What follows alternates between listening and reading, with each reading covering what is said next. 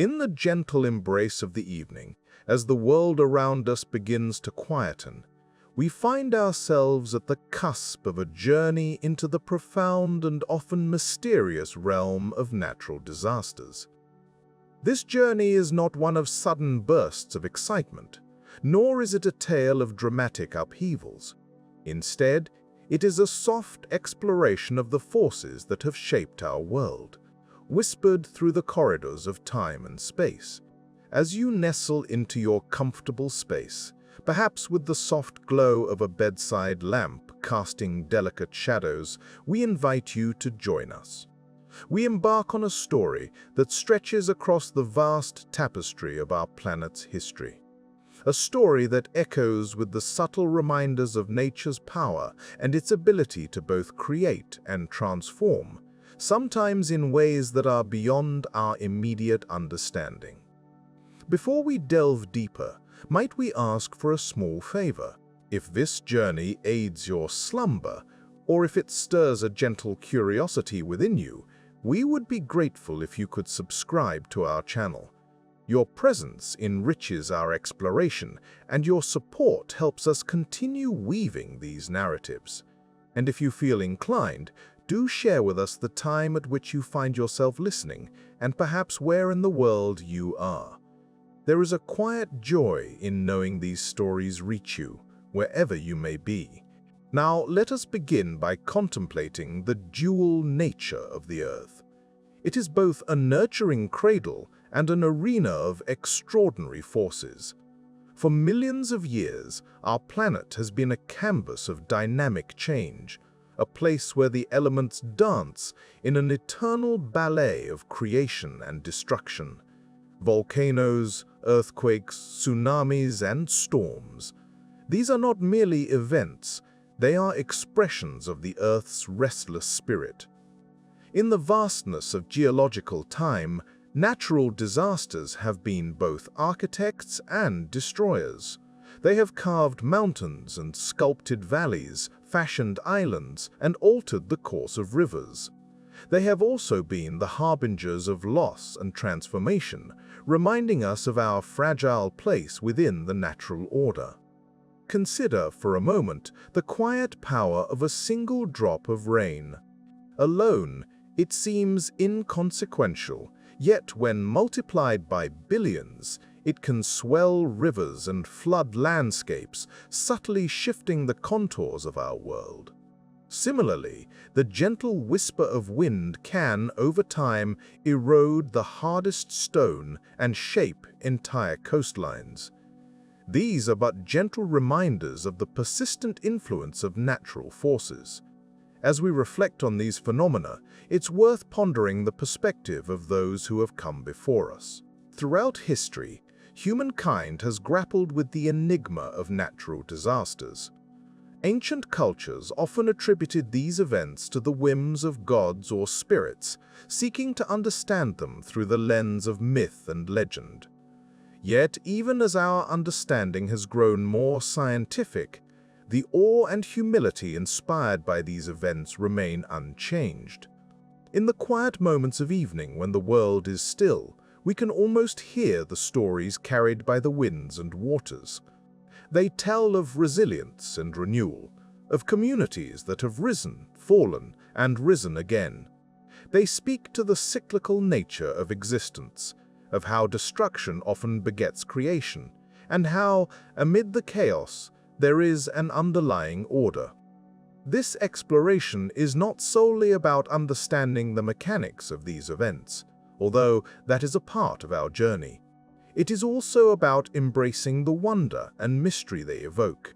It is about finding peace in the knowledge that we are part of a vast, interconnected web of life, a web that is ever-changing yet deeply resilient. As we proceed, let us hold on to the notion that despite their often devastating impact, natural disasters are a part of the natural world, a world that is as unpredictable as it is beautiful. The landscapes we inhabit today are the result of countless such events, each one leaving its mark, contributing to the rich tapestry of life. In the coming chapters, we will delve into specific events, some well-known, others perhaps less so. We will explore their causes and impacts and the human stories intertwined with them. Through this exploration, we aim to uncover not just facts and figures, but the deeper currents that run beneath the surface. Currents that speak to the resilience of life and the enduring spirit of humanity. As you listen, we invite you to relax and let the stories wash over you, like waves gently lapping at the shore.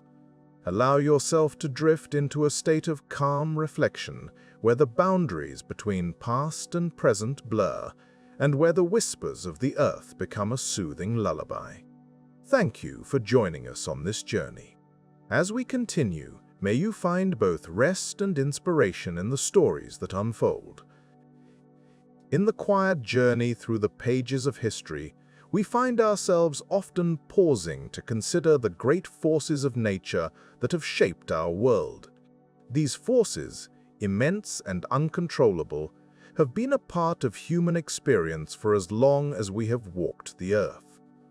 Our understanding of natural disasters, however, has evolved significantly over the centuries. In ancient times, natural disasters were often seen through the lens of mythology and superstition. The Greeks, with their pantheon of gods, attributed earthquakes to the restless movement of Poseidon, the god of the sea. Likewise, the Romans would seek signs from their gods, interpreting volcanic eruptions and floods as messages or warnings.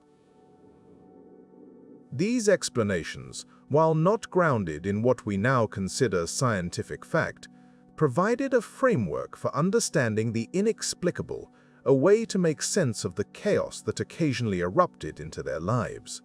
As we move through time, we find the Middle Ages, a period illuminating the slow dawn of scientific inquiry. During this era, natural disasters were often seen as divine punishments, reflecting the prevailing influence of religion in everyday life. The 1755 Lisbon Earthquake, for example, posed a theological conundrum that reverberated across Europe. It struck on All Saints' Day, destroying churches and killing thousands, leading many to question the nature of divine justice.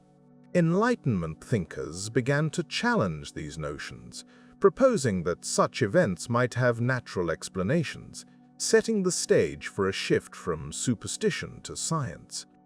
It was in the Age of Enlightenment that the seeds of modern geological science were sown. Figures like James Hutton and Charles Lyell began to look at the Earth through a new lens, one that recognized the slow, steady processes shaping our planet. Hutton's theory of uniformitarianism suggested that the Earth was shaped by forces still at work today, a revolutionary idea that laid the groundwork for modern geology. These early geologists started to see natural disasters not as isolated acts of wrath, but as part of the Earth's continuous and dynamic system. The 19th century brought with it the Industrial Revolution and a burgeoning interest in scientific exploration and understanding. Advances in technology allowed for more systematic observations, and the telegraph enabled the rapid dissemination of news about distant disasters. The Krakatoa eruption of 1883, for instance, was one of the first global news events, its effects felt worldwide in the form of atmospheric changes and dramatic sunsets. This was a significant moment, highlighting how interconnected our world was becoming and how natural disasters could have far-reaching impacts. In the 20th century, the development of seismology and meteorology marked a pivotal shift in our understanding of natural disasters. Seismologists began to map fault lines and study the Earth's crust, while meteorologists developed tools to predict weather patterns and track storms. The ability to predict and understand these events transformed our relationship with nature.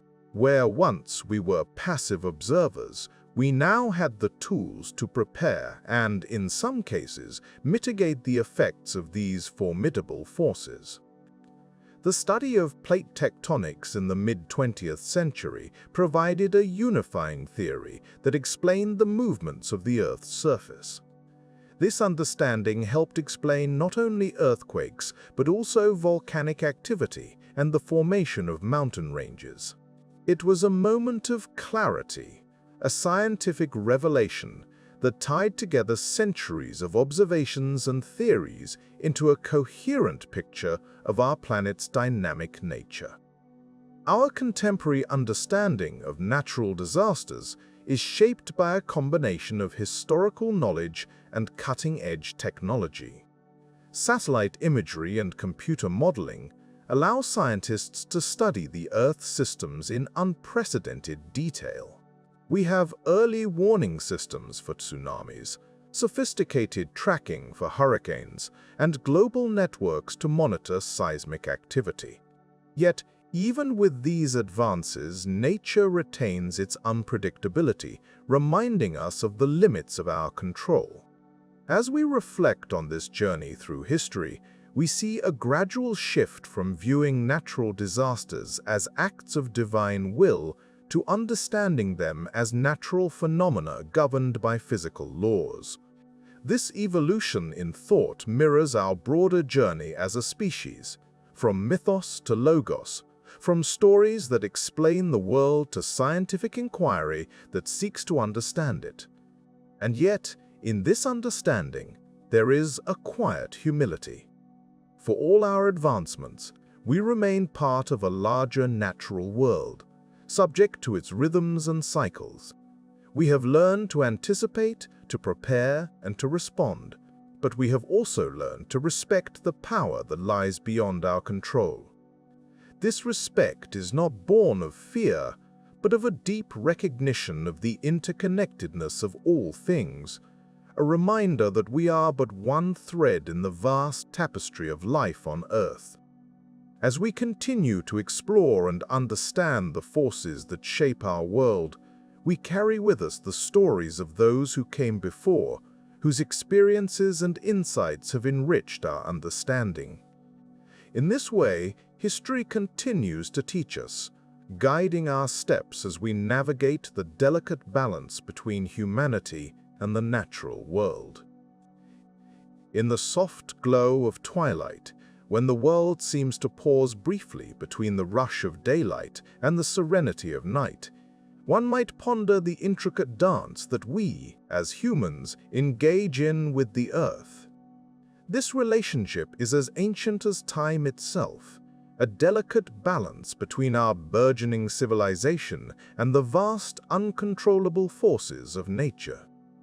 It's a harmony that requires us to listen as much as we speak, to adapt as much as we seek to control.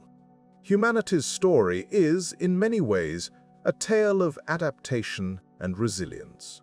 From the earliest days when our ancestors sought shelter in caves, using the warmth of fire to ward off the chill of night, we have continuously adapted to the whims of our environment. We learned to read the skies, predicting the weather by the patterns of clouds, the behavior of animals, and the subtle shifts in the wind. It was through this close observation and respect for nature's rhythms that we began to understand our place within its vast tapestry. Consider the gentle pull of the tides orchestrated by the moon's gravity, which has guided fishermen and sailors for centuries.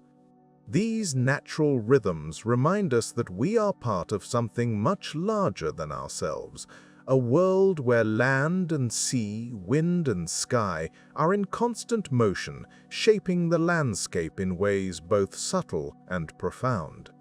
Yet, as our societies have grown more complex, so too have our interactions with the natural world. The rise of agriculture allowed us to harness the Earth's bounty, but it also demanded that we learn to manage its resources wisely. With the domestication of plants and animals, we laid the foundations for cities and civilizations to flourish. This progress, however, brought with it new challenges as we began to alter the environment to suit our needs. The construction of grand cities, with their towering structures and sprawling streets, testifies to human ingenuity. But these cities, built often on the edges of oceans or along fault lines, illustrate a certain hubris in the face of nature's might. We create spaces that defy the elements, yet we remain vulnerable to the Earth's unpredictable temperament. As we extend our reach across the globe, we find ourselves in constant negotiation with the natural forces that both nurture and threaten our existence. Reflecting on this, it becomes clear that our survival hinges on a symbiotic relationship with the planet. We must learn to coexist with the Earth's unpredictable nature, understanding that while we can shape our environment, we cannot fully control it. This realization calls for humility, a recognition of our limits amidst the grandeur of the natural world. The ancient Greeks, with their rich mythology, personified natural forces as gods and goddesses, imbuing the earth with a sense of the divine. This perspective fostered a respect for the power of the natural world and an understanding of the need for balance and harmony. Similarly, many indigenous cultures around the world have long recognized the importance of living in harmony with nature, viewing the earth not as a resource to be exploited, but as a partner in the journey of life. As we advance, the challenge lies in finding ways to harmonize our technological progress with the preservation of the natural world. The key may lie in innovation that respects and mimics natural processes, creating systems that work with, rather than against, the planet's inherent rhythms. For example, the field of biomimicry seeks inspiration from nature's designs to solve human problems. By observing how ecosystems function, we can develop sustainable technologies that reduce our impact on the Earth. From solar panels that emulate the efficiency of leaves to water filtration systems inspired by the natural purification processes found in wetlands, these innovations offer a glimpse of how we might achieve a more sustainable coexistence. Throughout history, there have been moments when the Earth has asserted its power, reminding us of our place within its grand design. Disasters, though devastating, often serve as poignant reminders of this delicate balance. They prompt us to reflect on our actions and encourage us to adapt and rebuild with greater awareness and respect for the natural world. In this ongoing dialogue with the Earth, it becomes clear that understanding and adaptation are our greatest allies. While we cannot predict every tremor or storm, we can learn to anticipate and prepare for the inevitable changes that nature brings. By fostering a sense of stewardship and responsibility, we can work towards a future where human progress and the natural world are not at odds, but rather in harmony. As we ponder the balance between Earth and humanity, let us do so with a quiet reverence for the planet that sustains us.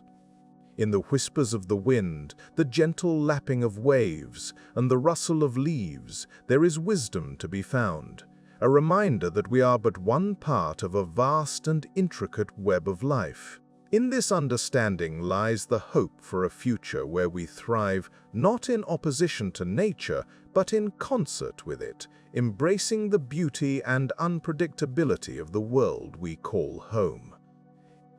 In the quietude of an early morning in January 1556, the earth beneath central China began to tremble. It was a subtle movement at first, the kind that might rouse a light sleeper from their dreams. But soon, the tremors escalated into a mighty convulsion that would forever alter the landscape and lives of those who dwelt in the Shaanxi province. This seismic event, known as the 1556 Shaanxi Earthquake or the Jiajing Earthquake, stands as one of the deadliest natural disasters in recorded history. a testament to the unpredictable power inherent in the natural world. The region most affected by the earthquake was densely populated, with many people living in yaodongs, which are traditional homes carved into the soft loess soil of the area. These structures, while ingeniously adapted to the local environment and climate, proved tragically vulnerable to the violent shaking of the earth.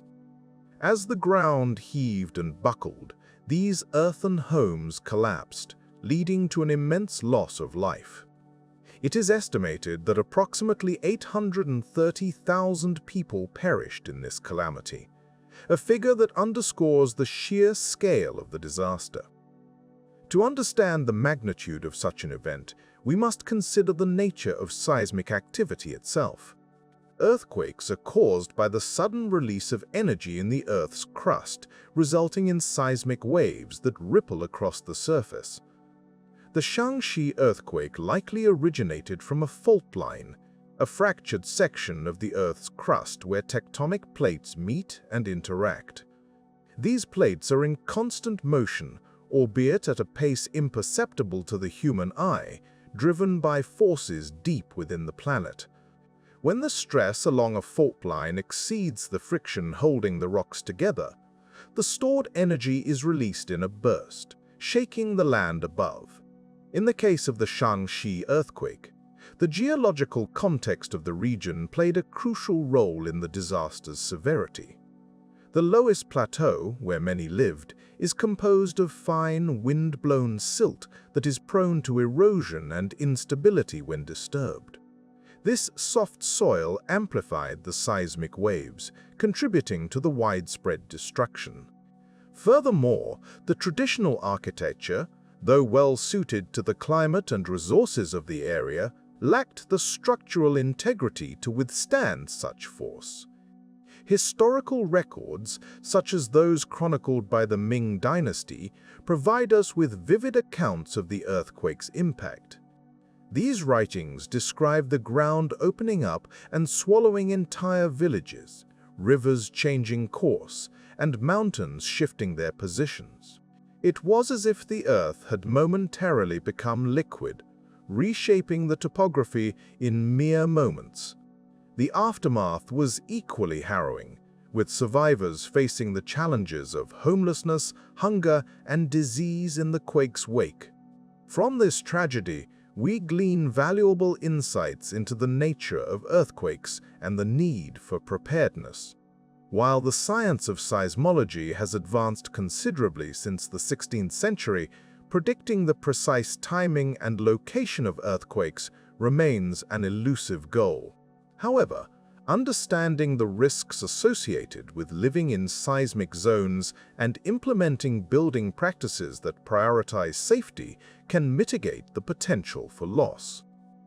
Modern engineering has developed techniques that allow structures to absorb and dissipate the energy of an earthquake, reducing the likelihood of collapse. These advances are a testament to human ingenuity, but they also remind us of the lessons learned from past disasters. In the centuries since the Shaanxi earthquake, communities in earthquake-prone regions have striven to balance the necessity of living in harmony with the land against the inherent risks posed by its capricious nature.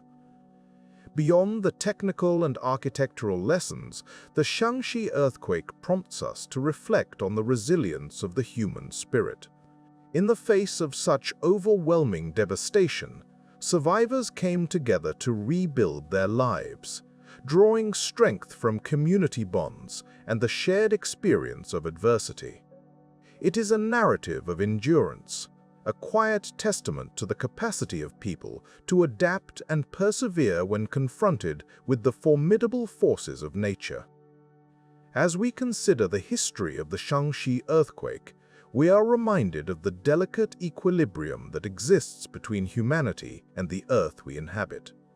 It is a relationship marked by both beauty and peril, an ongoing dialogue between the planet's ancient rhythms and the modern lives we lead upon its surface. In contemplating these events, we find ourselves in a space of reflection where the past informs the present and guides our steps into the future. The lessons of the Shaanxi Earthquake, though rooted in a distant time and place, resonate with a timeless truth, that in acknowledging the power of the natural world, we also affirm our place within it, a part of a larger narrative that stretches beyond the confines of individual lives and spans the vast tapestry of human history. In the gentle embrace of evening, when the world seems to hush its hurried pace, we find ourselves turning to tales of the past, stories of nature's profound power and the delicate balance we share with it. Tonight, we wander to the banks of the Yellow River, a river often called the cradle of Chinese civilization, a title that carries with it both the promise of life and the specter of destruction. The Yellow River, known locally as the Huanghe, is the second longest river in China, winding its way over 5,400 kilometers through 9 provinces. This ancient river has shaped the landscapes and livelihoods of millions for millennia. Its waters are vital, bringing fertility to the plains it traverses, yet its moods can be as unpredictable as the weather itself, veering from tranquil to tempestuous with little warning. In the year 1887, the people living along its banks were reminded of this dual nature in the most devastating of ways. A series of heavy rains had swollen the river beyond its capacity, and the dikes, which had long stood as guardians against its fury, were strained past their breaking point. These earthworks, though impressive, were not infallible. They were a testament to human ingenuity, yet they also represented a fragile line between safety and calamity. The breach occurred in the early days of September, when the river, emboldened by the relentless rain, tore through the defenses meant to contain it. Water surged into the surrounding countryside with a force that was both awe-inspiring and terrifying, submerging vast expanses of land and transforming fields into vast, uncharted seas. In a landscape that had sustained and nurtured life for countless generations, nature's fury now reigned supreme. The floodwaters spread with alarming speed, covering an estimated 130,000 square kilometers. This deluge affected the lives of millions, with estimates suggesting that between 900,000 to 2 million people perished as a result. It was one of the deadliest natural disasters in recorded history, a stark reminder of the might of nature and the vulnerability of human existence. For those living through it, the experience must have felt surreal, a waking nightmare that defied comprehension. The waters obliterated entire villages, swept away crops, and left a swath of destruction in their wake. Survivors found themselves facing not only the immediate threat of drowning, but also the long-term challenges of famine and disease, as essential resources were washed away or contaminated. As we reflect on this tragic event, it's important to consider the broader context in which it occurred. The Yellow River is notoriously prone to flooding, a consequence of its unique geography. The river carries a heavy load of silt, which it deposits as it flows. Over time, this sediment builds up, raising the riverbed and increasing the likelihood of overflow. This natural process has been both a blessing and a curse, a source of rich, arable soil, but also a constant threat of inundation. Human intervention has long been a part of the river's story. Efforts to control the Yellow River stretch back thousands of years, with successive dynasties building and maintaining dikes and canals to manage its flow. These endeavors reflect a deep-seated understanding of the river's potential for both creation and destruction. Yet, in 1887, as in other times, nature's sheer force proved overwhelming. The aftermath of the flood was a period of immense hardship. The landscape, once a patchwork of fields and villages, was transformed into a muddy expanse, dotted with the remnants of homes and the detritus of lives interrupted. Relief efforts were hampered by the sheer scale of the disaster and the limitations of the time. The infrastructure necessary to provide aid was woefully inadequate, and many had to rely on their resilience and the support of neighboring communities. In the wake of such devastation, questions of responsibility and foresight inevitably arise. Could the disaster have been mitigated with more robust engineering, better planning, or quicker response? The answers are complex, interwoven with the intricacies of human ambition, environmental understanding, and historical context. What is clear, however, is the need for humility in the face of nature's power. A recognition that, despite our advances, we remain part of a larger, unpredictable world. As we drift towards sleep, contemplating the stories of the past, we are reminded of the lessons they impart. The 1887 Yellow River flood is a testament to the enduring dance between humanity and nature, a dance that requires balance, respect, and an ever-present awareness of our place within the natural order. It is a story that speaks to both the fragility and resilience of life, urging us to tread softly on this earth we call home. In this quiet reflection, let us find a sense of peace, knowing that with each new dawn, there is an opportunity to learn, adapt, and strive for harmony with the world around us. In the gentle embrace of a summer evening, with the sound of cicadas softly resonating through the warm air, we find ourselves looking back at a moment in history when tranquility was shattered by the overwhelming force of nature. The year was 1931, a time when China was still navigating the complex tapestry of its early 20th century challenges. It was a year that would etch itself into the consciousness of a nation, forever altering the landscape and the lives of millions.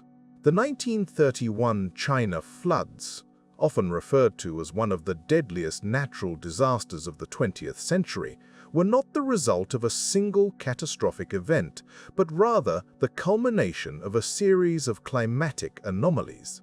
The Yangtze, Yellow, and Huai rivers, each with their own histories and myths, became the central characters in this unfolding drama. These rivers, often seen as lifelines for the regions they traverse, turned into harbingers of destruction. To understand the floods, we must first consider the confluence of natural forces that led to them. The preceding winter had been particularly harsh, with heavy snowfall blanketing the upper reaches of the rivers. As spring arrived, this snow began to melt, swelling the rivers with an abundance of water. The situation was further exacerbated by an unusually high number of cyclones during the summer months. These cyclones, each bringing their own deluge of rain, pounded the region relentlessly. The Yangtze River, known for its majestic length and historical significance, became the most affected. The river's banks, already strained by the spring melt, were unable to contain the incessant rain. In July, the waters breached the dikes, releasing a torrent that swept across the plains with an unforgiving ferocity. Villages, towns, and cities found themselves submerged, and the landscape was transformed into a vast, unrecognizable sea. The sheer scale of the flooding was staggering. It is estimated that an area equivalent to the size of England was submerged, affecting the lives of over 50 million people. The immediate impacts were devastating, with homes destroyed, crops ruined, and countless lives lost. The human toll was immense, with estimates suggesting that between 1 to 4 million people perished, either directly due to the floods or from the subsequent famine and disease that followed. Yet it was not merely the physical destruction that left a lasting mark. The floods also exposed the vulnerabilities of existing infrastructure and the inadequacies of disaster preparedness at the time. The dikes, many of which had been built centuries earlier, crumbled under the pressure, highlighting the need for modern engineering solutions and improved water management strategies. In the aftermath, the Chinese government, along with international aid organizations, faced the Herculean task of rebuilding. Efforts to provide relief were hampered by the sheer scale of the devastation and the logistical challenges posed by the flooded terrain. Despite these difficulties, the disaster spurred a movement towards better preparedness and more resilient infrastructure. Improved dike systems were constructed, and early warning systems were developed to mitigate the impact of future floods. The 1931 floods also served as a catalyst for broader social and political changes.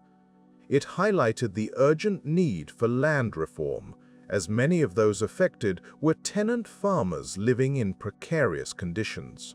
The disaster underscored the importance of government intervention in disaster management and the need for coordinated efforts to address the vulnerabilities of the rural poor. In the quiet reflection that follows such a catastrophe, we are reminded of the delicate balance between humanity and nature. The floods of 1931 were not the first to ravage the region, and they would not be the last. Yet, each event serves as a poignant reminder of our place within the larger tapestry of the Earth's natural rhythms. As we consider the long shadow cast by the 1931 China floods, we recognize the enduring impact on the region's development and disaster preparedness. Lessons learned from that time continue to inform policies and practices today, guiding the efforts to protect communities from the unpredictable forces of nature. And so, as we drift into the gentle embrace of sleep, we hold in our minds the resilience of those who faced the waters and the quiet strength that emerges from living in harmony with an ever-changing world. The story of the 1931 floods is more than a tale of destruction. It is a testament to the enduring human spirit and the continuous journey towards understanding and coexisting with the natural world. In the gentle embrace of a December morning in 2004, the world was reminded of the quiet yet formidable power of nature. The Indian Ocean, known for its serene beauty and life-sustaining waters, became the stage for an event that would ripple through history with profound impact. It began with a tremor beneath the sea, a disturbance that would soon transform into a towering wave, stretching across the ocean with unyielding force. To understand the science behind this massive tsunami, we must first delve into the hidden world beneath the sea. The Earth's crust is not a single unbroken shell, but rather a mosaic of tectonic plates floating atop the semi-fluid mantle. These plates are in constant, albeit slow, motion. Their interactions are the source of many geological phenomena, including earthquakes. On that fateful day, the Indo-Australian plate was colliding with the Eurasian plate, and this interaction released energy equivalent to 23,000 Hiroshima-type atomic bombs, as estimated by seismologists. The epicenter of this undersea earthquake was located near the west coast of northern Sumatra, Indonesia. It registered a staggering magnitude of 9.1 to 9.3 on the Richter scale, making it one of the largest earthquakes ever recorded. This immense energy displaced vast volumes of water, creating waves that traveled across the Indian Ocean, reaching coastlines thousands of miles away. A tsunami is not a singular wave, but a series of waves, known as a wave train. These waves can be deceptively spaced apart, arriving over several hours. As the tsunami approached shallow coastal waters, its speed decreased, but its height increased, transforming into towering walls of water. The waves surged onto shores with little warning, swallowing everything in their path. The devastation was immediate and widespread. Indonesia, Sri Lanka, India, and Thailand were among the countries hardest hit. Entire communities were swept away, and the human toll was immense, with over 230,000 lives lost across 14 countries. The physical destruction was mirrored by profound social and economic impacts as families were torn apart and livelihoods destroyed. In the aftermath, the international response was swift and unprecedented. Governments, non-governmental organizations, and individuals across the globe mobilized resources and aid. This collective effort highlighted the power of human compassion and the interconnectedness of our world. Relief operations provided essential supplies, medical care, and support for rebuilding, yet the scale of the disaster posed significant challenges. The 2004 tsunami also prompted a re-evaluation of disaster preparedness and early warning systems. At the time, the Indian Ocean lacked a comprehensive tsunami warning system, a stark contrast to the Pacific Ocean, which had implemented such measures following the 1960 Chilean earthquake and tsunami. In response, efforts were made to establish the Indian Ocean Tsunami Warning System, enhancing the region's ability to detect and respond to future threats. The science of tsunamis offers both a humbling reminder of nature's power and a testament to human ingenuity. Advances in technology have improved our ability to monitor seismic activity and predict the potential for tsunamis. These systems rely on a network of seismographs, tide gauges, and buoys equipped with sensors that detect changes in sea level and seismic activity. When a tsunami is detected, alerts can be issued, allowing for evacuation and other protective measures. Yet, despite these advancements, challenges remain. Tsunamis are inherently unpredictable, and their impacts can vary greatly depending on the geography of the coastline and the depth of the ocean floor. Some regions may have only minutes to react, while others might have hours. This variability requires tailored approaches to risk assessment and community preparedness. The story of the 2004 Indian Ocean tsunami is a poignant chapter in the history of natural disasters. It is a reminder of the delicate balance between humanity and the earth, a balance that can be disrupted in moments yet takes years to restore. It also exemplifies the resilience of communities and the enduring spirit of cooperation that emerges in times of crisis. As we reflect on this event, we are encouraged to consider the broader implications of living on a dynamic planet. The forces that shape our world are ancient and ongoing, and while they can be destructive, they are also integral to the beauty and diversity of life on Earth. By understanding these forces, we not only honor those affected by such disasters, but also cultivate a greater appreciation for the intricacies of our natural world. In this quiet moment, we find solace in the knowledge that even in the face of overwhelming tragedy, humanity has the capacity to learn, adapt, and support one another. As we drift into slumber, may we carry this sense of interconnectedness with us, dreaming of a world where knowledge and compassion guide our path forward. Imagine, if you will, a remote corner of the world where a majestic mountain stands tall against the sky, unaware that it is soon to become the focal point of a planet-wide drama. This is Mount Tambora, nestled on the island of Sumbawa in what we now call Indonesia. It is the year 1815, and beneath the serene surface of its slopes, a story of immense power is about to unfold, one that will ripple through time, affecting lives far beyond its immediate vicinity. Mount Tambora was no ordinary volcano. It had been peacefully resting for centuries, its imposing form a silent testament to the forces beneath. But in April of that fateful year, the mountain made its presence known with a ferocity that would etch its name into history. The eruption that ensued became one of the most powerful volcanic events ever recorded, and its effects would be felt across the globe. When Tambora erupted, it unleashed an explosion so loud it was heard over 2,000 kilometers away. Eyewitness accounts describe a sky that turned dark as ash and pumice were thrown high into the atmosphere. This was not just a local catastrophe, but a geological convulsion that would set off a chain of climatic events far beyond the shores of Indonesia. In the immediate aftermath, the island of Sumbawa and its surrounding regions suffered devastating effects. Thousands perished, and the landscape was transformed into an eerie wasteland.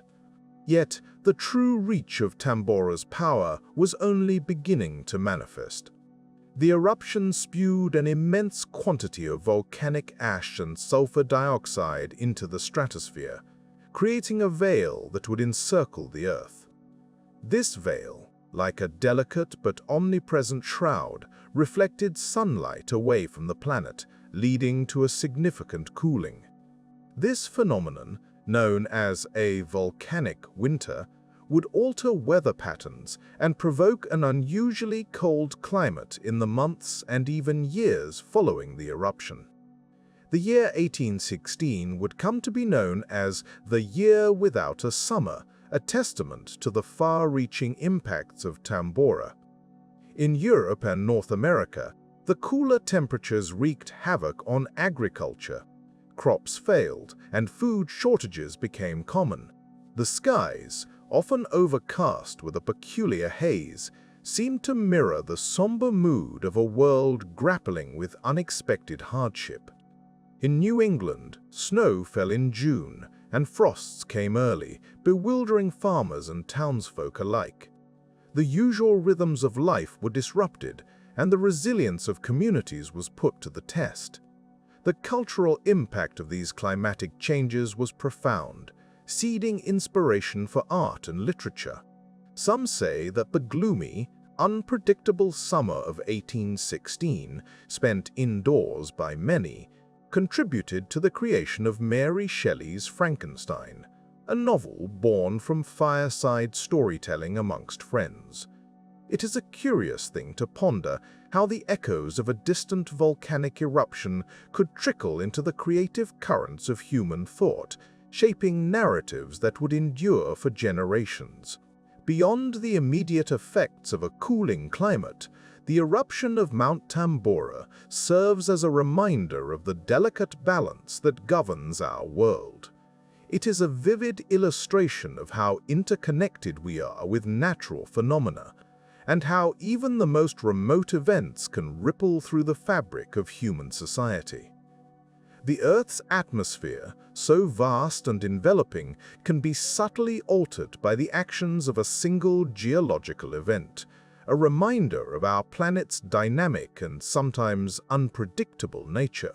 As we reflect on Tambora's legacy, we are drawn into a meditation on the forces that bind us to the Earth. The power of a volcanic eruption, while destructive, also speaks to the resilience of life. In the face of adversity, communities adapted, new practices emerged, and humanity pressed on, ever curious and ever resilient. In the quiet space of night, as we listen to the stories of these natural wonders, we can find solace in the realization that while the Earth can be capricious, it is also profoundly beautiful.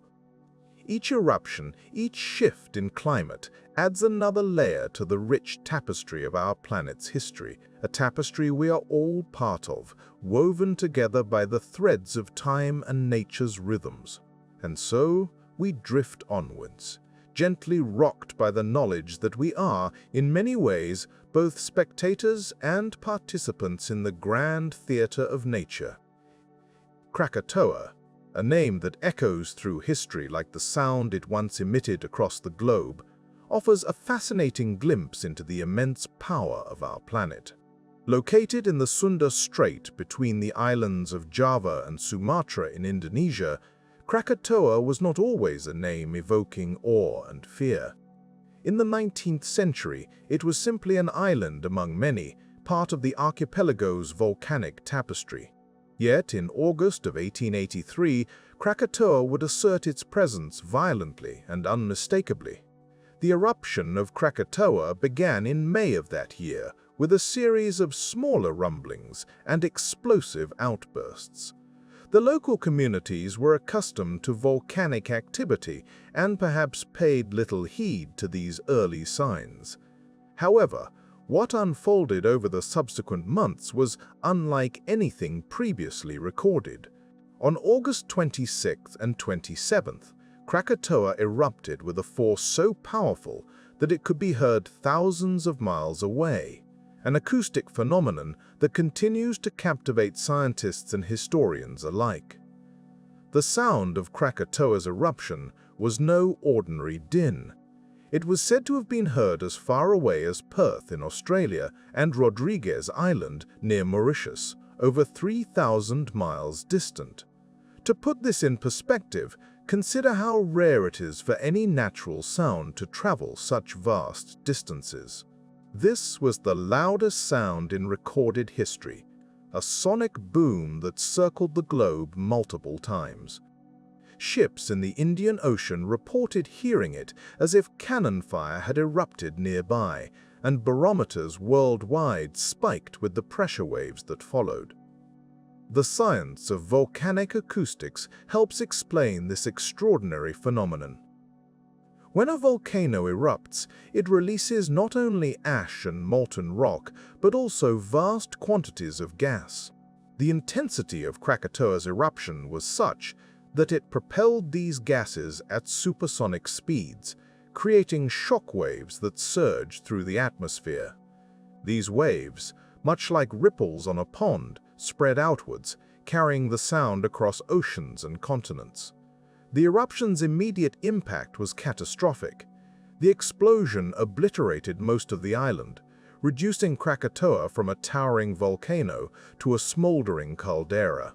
The sea surrounding the island surged upwards in a series of massive tsunamis, some reaching heights of over 30 meters.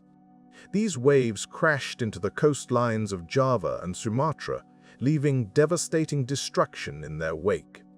It is estimated that over 36,000 people perished, their lives claimed by the dual forces of fire and water. Yet, the effects of Krakatoa's eruption extended far beyond the immediate vicinity. The ash and particulate matter ejected into the atmosphere encircled the globe, producing vivid sunsets and a noticeable cooling of the Earth's climate.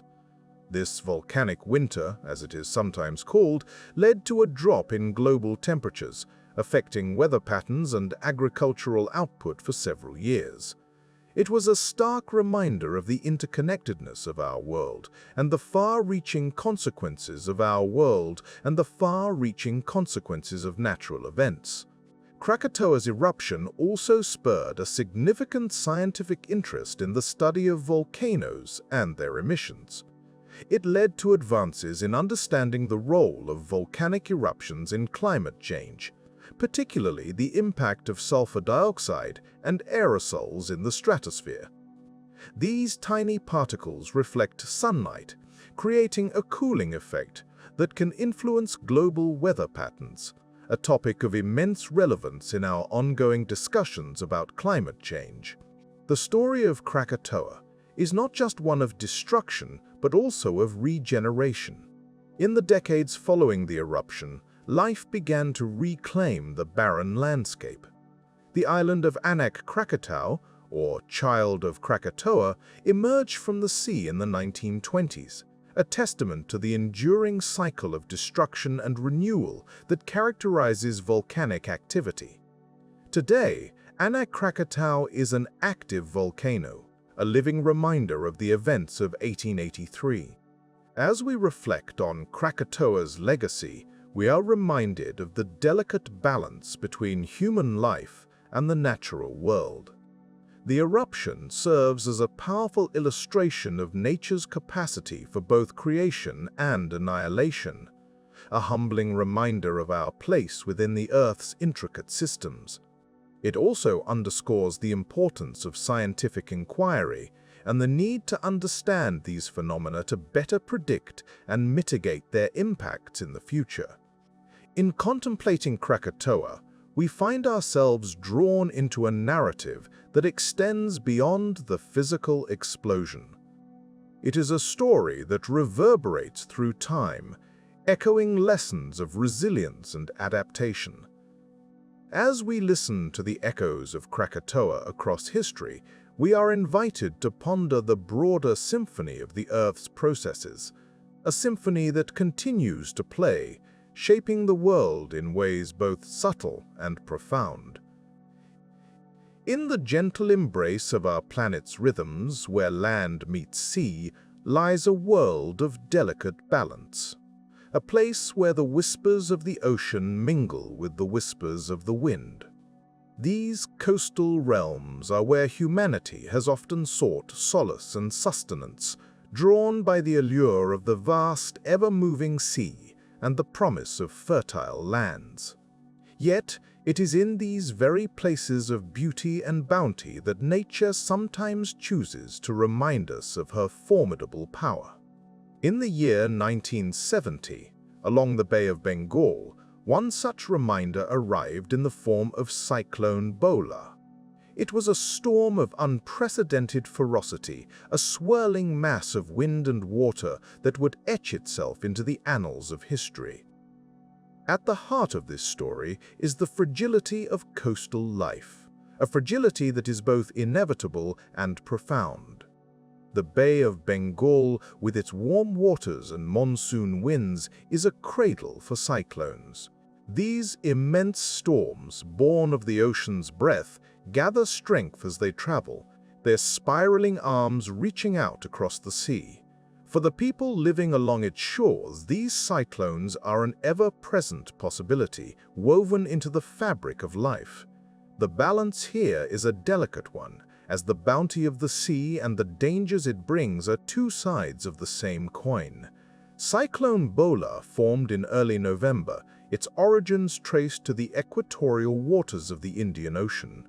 As it moved northward, it fed on the warm waters, growing in strength and size.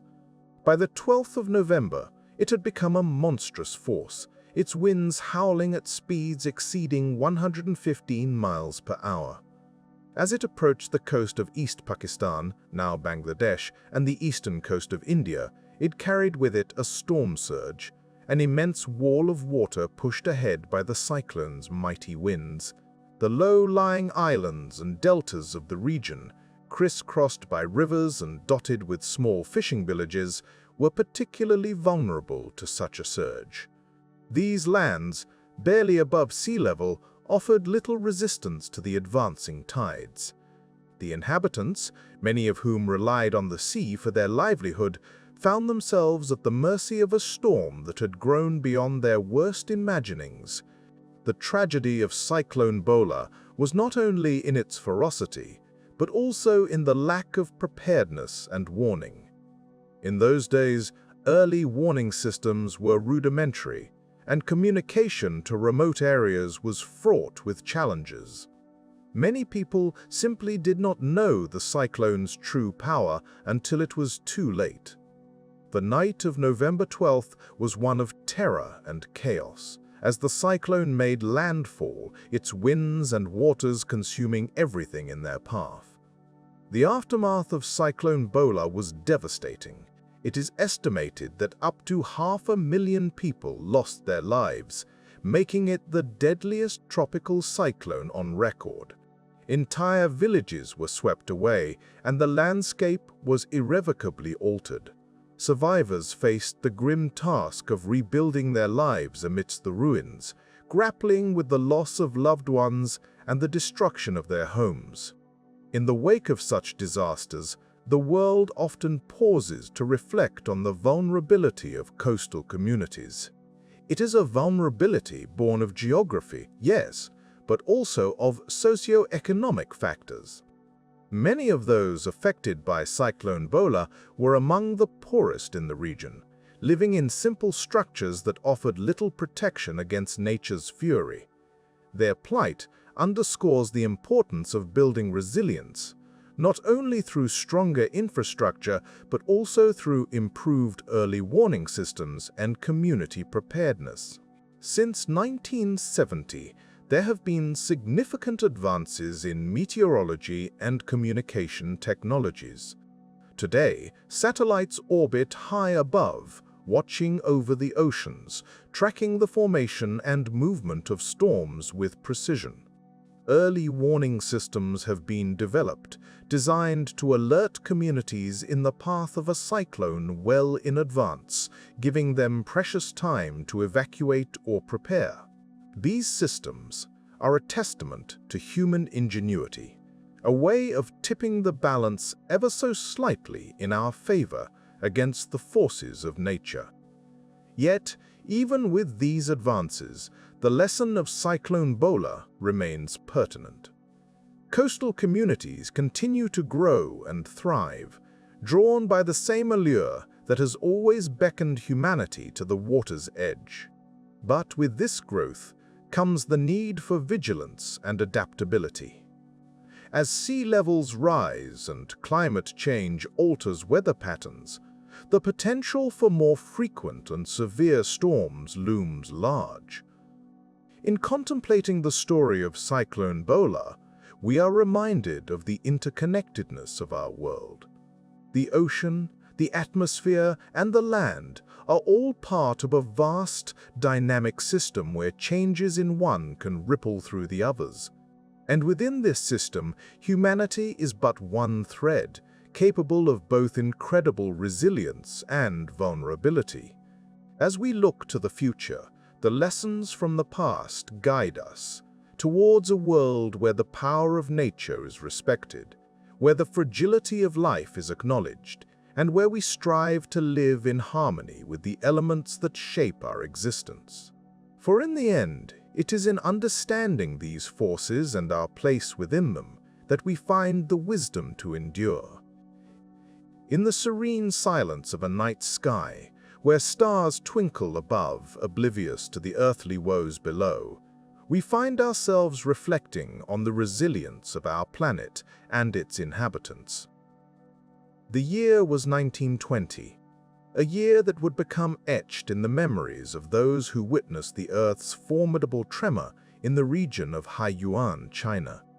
This earthquake, one of the deadliest in recorded history, serves as a reminder of nature's unpredictable might and humanity's enduring spirit. The Haiyuan Earthquake, which struck on the 16th of December, was a powerful seismic event, measuring an estimated 7.8 on the Richter scale. This scale, you might know, is a logarithmic one, meaning that each whole number increase represents a tenfold increase in measured amplitude. Thus, the energy unleashed during this event was colossal, shaking the ground with a force that would forever alter the landscape and the lives of those dwelling upon it. This region, part of the broader seismically active zone influenced by the collision of the Indian and Eurasian tectonic plates, was no stranger to geological turmoil. The Earth's crust here is a complex web of faults and fractures, silently accumulating stress over decades, centuries even, until a tipping point is reached. When the Haiyuan fault line finally succumbed to these pressures, it resulted in a rupture that extended nearly 240 kilometers. To visualize this, imagine a crack in a glass pane, slowly creeping along until the whole sheet shatters in an instant. The tremors were felt as far as Beijing and Shanghai, hundreds of miles away. Yet, it was the immediate vicinity of Haiyuan County that bore the brunt of the devastation. Entire villages were razed, their structures succumbing to the violent shaking. In the town of Haiyuan itself, scarcely a building remained standing. The region's traditional earthen homes, though charming in their simplicity, provided little resistance against such force. Over 230,000 lives were lost, a staggering toll that reflects both the power of the quake and the vulnerabilities of the time. In the aftermath, tales of survival and loss emerged from the rubble. Families torn apart, communities decimated, and yet, amidst the tragedy, stories of human kindness and resilience shone through. Neighbors turned rescuers, digging through debris with bare hands, searching for signs of life. These acts of bravery and compassion would become the threads that slowly wove the fabric of recovery. The geological significance of the Haiyuan earthquake extends beyond its immediate impact.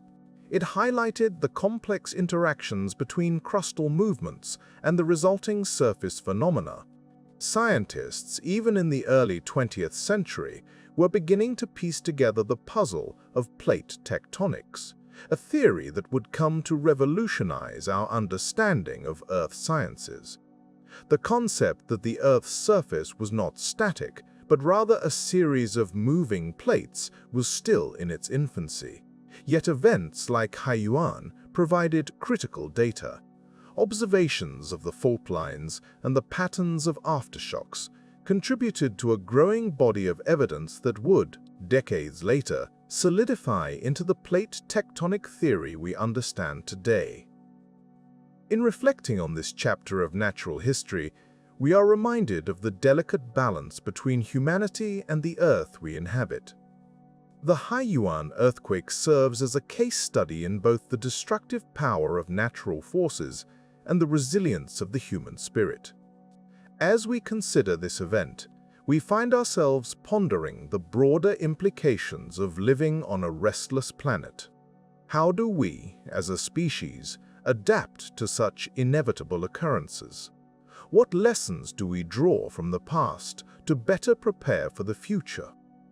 In contemplating these questions, we find solace in the knowledge that, while the Earth's movements are beyond our control, our responses, rooted in empathy, preparedness, and community, are within our grasp. The stories from Haiyuan remind us that, in the face of adversity, it is the bonds we forge and the support we extend to one another that ultimately define our resilience. As we gently drift into slumber, let us carry with us this reflection. In the grand tapestry of Earth's history, both the subtle shifts and the sudden upheavals contribute to the ever-evolving story of our planet. And within this narrative, humanity's enduring spirit continues to find its place, adapting, learning, and growing alongside the rhythm of the Earth. In the quiet hours before dawn on the 28th of July, 1976, the city of Tangshan lay nestled in the Hebei province of China, unaware that it was on the cusp of a profound transformation. A bustling hub of industry and mining, Tangshan was home to over 1 million people whose lives were woven together by the rhythms of daily life. It was a time when the city slumbered beneath a sky that, on that fateful night, was dotted with stars, indifferent and serene. The stillness was shattered in an instant. At 3:42 a.m., the Earth convulsed with a force that would leave an indelible mark on the history of natural disasters. The Tangshan Earthquake, registering a staggering magnitude of 7.5, was unleashed without warning, a stark reminder of nature's unpredictable power. In just 15 seconds, the city was reduced to ruins. Buildings crumbled as if made of sand, and the sound of collapsing structures roared through the air, a cacophony of destruction that signaled the start of a long and arduous journey for the survivors. The seismic event was one of the deadliest in recorded history. Official reports estimate that over 240,000 lives were lost, although some accounts suggest the toll was even higher. The calamity was not merely a tale of statistics, it was a tapestry of human stories, of families torn apart, of lives abruptly ended, and of communities left to grapple with the overwhelming aftermath. In those moments of chaos, as the dust settled over the city, a profound silence took its place. It was a silence that spoke of loss, of disbelief, and of the sheer magnitude of the disaster. Yet, amidst the rubble, the resilience of the human spirit began to shine through. The people of Tangshan, though devastated, were not defeated. They were bound by a collective resolve to rebuild, to heal, and to remember. In the immediate aftermath, rescue efforts were hampered by the scale of the destruction. Roads were impassable, communication lines severed. Yet, from near and far, help began to arrive.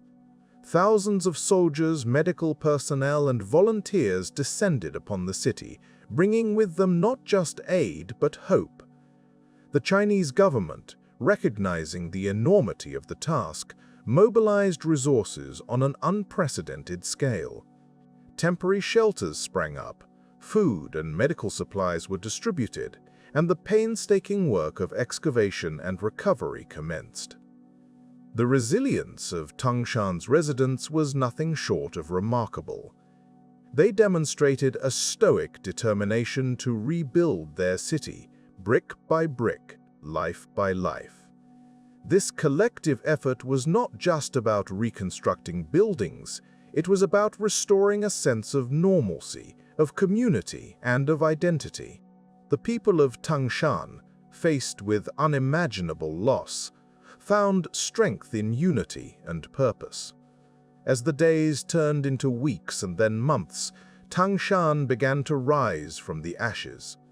The process was slow, fraught with challenges, but the spirit of the people remained unyielding. The city that emerged was a testament to human perseverance, a symbol of renewal in the face of adversity. The Tangshan Earthquake serves as a poignant reminder of our vulnerability and the capriciousness of the natural world. It also highlights the capacity for human resilience and the power of community. In the shadow of such devastation, the people of Tangshan taught us lessons in courage and solidarity, showing that even in the darkest times, there is room for hope and recovery. Reflecting on the events of 1976, it is clear that the story of Tangshan is not solely one of destruction. It is a narrative of rebirth, of how a city and its people, confronted with the harshest of realities, chose to rebuild and renew. The earthquake left scars, both physical and emotional, yet it also forged a stronger, more connected community. This enduring spirit is a beacon that shines through the annals of history, reminding us of the strength inherent in the human condition. As we ponder the lessons of Tangshan, we are reminded of our own place within the vast tapestry of nature. We are but tiny players on a stage set by forces far greater than ourselves. Yet, as the people of Tangshan have shown, we possess the resilience to face these challenges, to adapt and to find a way forward, no matter how daunting the path may seem. In this quiet reflection, we acknowledge the past, honor the memories of those lost, and draw inspiration from the resilience of those who lived. The story of Tangshan is a chapter in the larger narrative of humanity's relationship with the earth, a relationship marked by both vulnerability and strength, fragility and resilience. And as we drift into a gentle slumber, we carry with us the enduring hope that, like Tangshan, we too can find the strength to rebuild and renew, no matter what challenges lie ahead. In the gentle embrace of the Caribbean Sea, a tale unfolds, rich with the whispers of history and the enduring power of nature. Imagine, if you will, the vibrant town of Port Royal in Jamaica, a place that, in the late 17th century, was considered the wealthiest and wickedest city in the world. Merchants bustled in the sun-drenched streets, and ships laden with treasures anchored in the bustling harbor. It was a city alive with the promise of prosperity and the shadow of piracy, where fortunes were made and lost in the blink of an eye. Yet beneath the surface of this lively town, unseen forces were at play. Forces that would soon remind its inhabitants of the delicate balance between land and sea, and the power that lies beneath the Earth's crust. On the morning of June 7, 692, the ground beneath Port Royal began to tremble, a foreboding prelude that would soon give way to a catastrophic earthquake. As the earth shook, the city that thrived on the edge of the water found itself at the mercy of geological phenomena known as liquefaction and subsidence. Let us pause here and consider the nature of these phenomena. Liquefaction occurs when the strength and stiffness of soil are reduced by an earthquake or other rapid loading, turning solid ground into something akin to liquid. It is as if the earth, in its agitation, forgets its solidity, and structures once stable begin to sink as if caught in quicksand. Subsidence, on the other hand, involves the gradual caving in or sinking of an area of land. In the case of Port Royal, these two processes combined with devastating effect. As the earthquake struck, the sandy ground of Port Royal, saturated with water, succumbed to liquefaction. Buildings, streets, and people were engulfed as the ground shifted and slid towards the sea. The subsidence that followed meant that large portions of the city simply disappeared beneath the waves, swallowed by the ocean as if reclaiming its own. It is estimated that 2/3 of the city sank into the harbor, taking with it the lives of hundreds of people who had called it home. This tragic event left an indelible mark on the history of Jamaica. The sinking of Port Royal was not merely a physical collapse, it was a societal upheaval. The city had been a hub of commerce and culture, a place where the old world met the new in a cacophony of trade and tradition. Its sudden disappearance served as a stark reminder of the impermanence of human constructs in the face of natural forces. In the aftermath, survivors faced the daunting task of rebuilding their lives amid the ruins. The loss of Port Royal was a blow to the British Empire, which had valued the city for its strategic and economic significance. Yet, as often happens in the wake of disaster, the human spirit proved resilient. Kingston, a city that rose from the ashes of Port Royal's destruction, became the new center of commerce and governance in Jamaica. Reflecting on this event, one might ponder the relationship between human ambition and the natural world. Port Royal was a city built on the promise of endless wealth and opportunity, yet its foundations rested on uncertain ground. The tale of its sinking speaks to the hubris of believing that nature can be easily tamed or controlled. It invites us to consider the stories we build upon the land and the impermanence that underpins even the grandest of human endeavors. As we drift through time and memory, the story of Port Royal serves as both a cautionary tale and a testament to the enduring dance between humanity and the earth. It is a reminder that beneath our feet lies a world of forces, constantly shifting and reshaping, often without notice. And in this silent, slow-moving symphony of the earth, we find a humbling perspective on our place within it. So, as the echoes of Port Royal's past settle like dust upon the sea floor, we are left with a quiet reflection on the nature of resilience and the enduring quest to find harmony with the world around us. In the rhythm of the waves and the whisper of the wind, the story of a once great city lingers, a gentle reminder of the fragile beauty of life lived at the edge of land and sea. In the quiet tapestry of human history, there are moments when the Earth itself seems to pause, only to suddenly shift with a power that reminds us of our own fragility.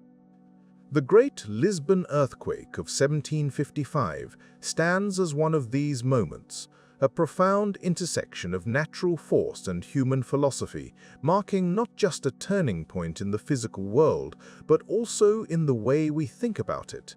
It was the morning of the 1st of November, All Saints' Day, when the people of Lisbon, the capital of Portugal, were gathered in their churches, immersed in the solemnity of the day's rituals. The air was crisp, the sun beginning its gentle ascent in the sky. Without any hint of warning, the ground beneath them shuddered with an intensity that few had ever imagined possible.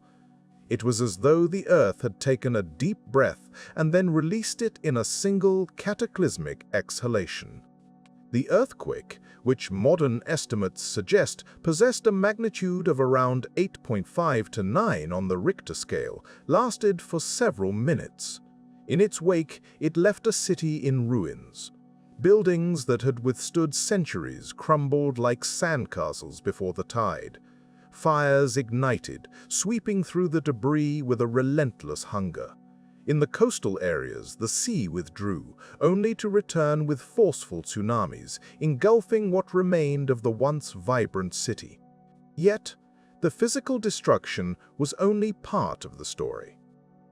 The Great Lisbon Earthquake reverberated far beyond the borders of Portugal, shaking the very foundations of European thought.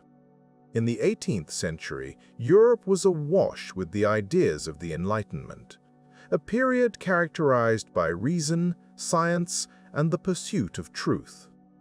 The earthquake challenged these burgeoning notions, questioning the role of a benevolent deity in a world that could produce such indiscriminate devastation. Philosophers and thinkers of the time, including the likes of Voltaire and Immanuel Kant, grappled with the implications. Voltaire, in his satirical novella Candide, used the disaster to critique the optimistic philosophy that this was the best of all possible worlds. Meanwhile, Kant, residing far from the trembling ground, became one of the first to attempt a scientific explanation for earthquakes, proposing that subterranean movements of rock and gas were to blame, thus contributing to the nascent field of seismology.